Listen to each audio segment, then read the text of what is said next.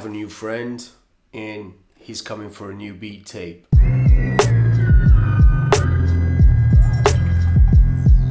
So last week I told you about a project that I had in mind, and this is it, the Minibrute from Arturia, the 2S.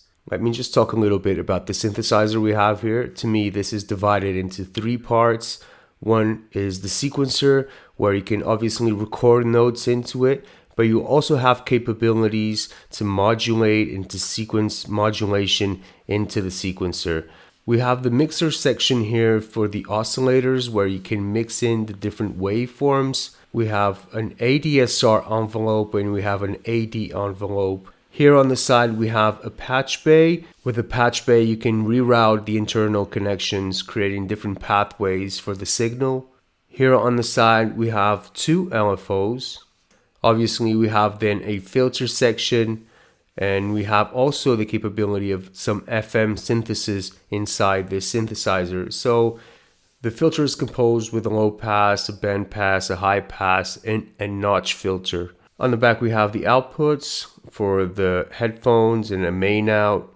We have MIDI in and out. We have the USB and the power.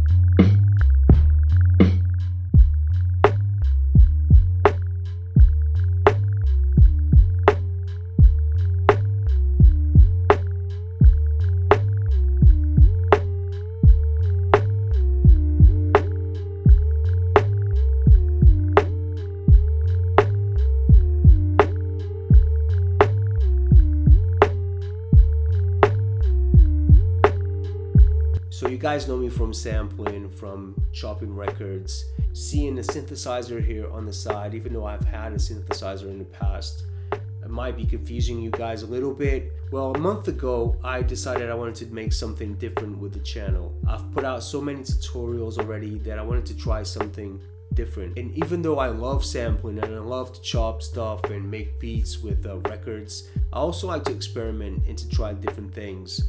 So I decided I wanted to get a synthesizer and build a whole beat tape. So the idea is to create a whole beat tape from one synthesizer alone. So all the sounds are coming just from this synthesizer, except for the drums.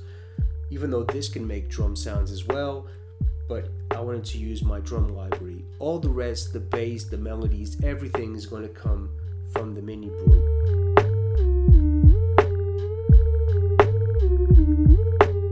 So I chose different synthesizers and I wrote to different companies, and fortunately one of them was interested in what I had in mind. So I want to say thank you to Arturia, and especially to Michelle, which I was in contact with. One of the reasons why I wanted this is because it comes with a really nice sequencer.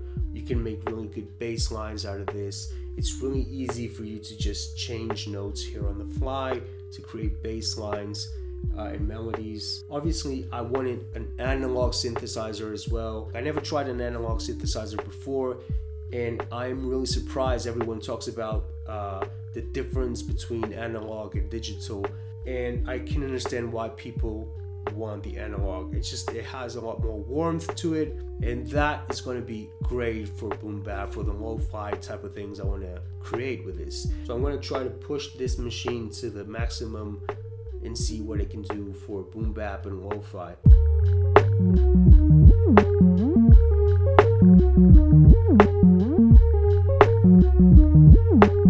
I'm going to take this first week to just learn it as much as I can. There's a lot to learn here with the sequencer and with the patch bay. I need to figure out how everything's wired.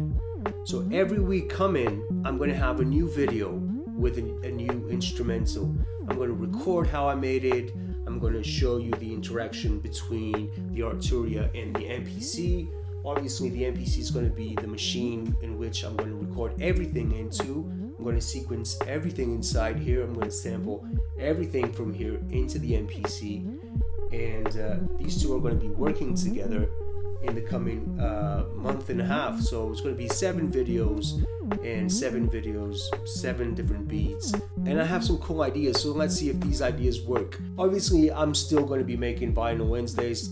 I'm not going to diverge from what I do already. This is kind of an extra and adding on to the channel. Here we go, the Minibrute 2S from Arturia and the MPC working together.